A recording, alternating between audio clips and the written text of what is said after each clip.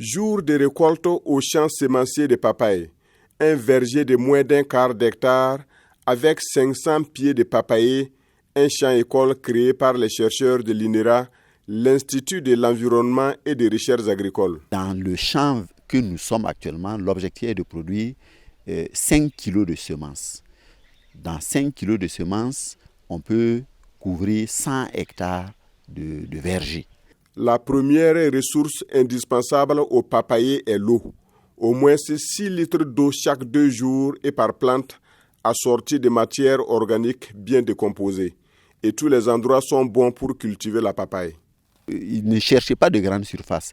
La cour que vous avez déjà, si ça peut accueillir 5 papayers, 1 papayer, 10 papayers, vous allez voir que vous allez pouvoir vendre de la papaye.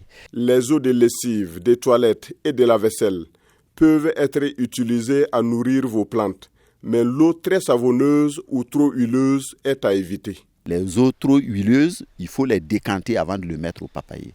Voilà. Mais l'eau trop savonneuse, il faut éviter. Donc la première eau de lessive, il faut la jeter. L'eau de rinçage, on la met au papayer et il n'y a pas de problème. Si toutes les conditions sont réunies, la culture de la papaye est très rentable, selon les chercheurs. Si je vous dis que c'est rentable, vous allez dire c'est parce que je suis dedans. Mais je peux vous dire que dans ce petit verger que j'ai de 500 pieds, tous les jours, je peux m'offrir une centaine de 1000 francs en vendant rien que les fruits. Et ici, je peux cueillir les papayes tous les jours. Cette variété de papaye a un cycle de production assez réduit. Après les semis, 6 mois sont suffisants pour déjà commencer à récolter les premiers fruits. À partir du 6e mois, on peut cueillir les fruits 3 ans de suite.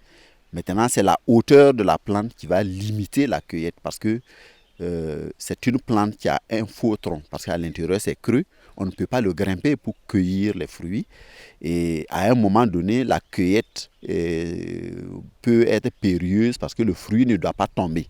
Le fruit de papaye ne doit pas être choqué, c'est comme des œufs. Si ça tombe, ça se casse, au mûrissement ça va pourrir. L'INERA espère contribuer à vulgariser la production de la papaye partout au Burkina Faso. Les graines de papaye traitées dans ce laboratoire sont directement vendues aux producteurs ou alors transformées d'abord en pépinière à l'intérieur de ce dispositif.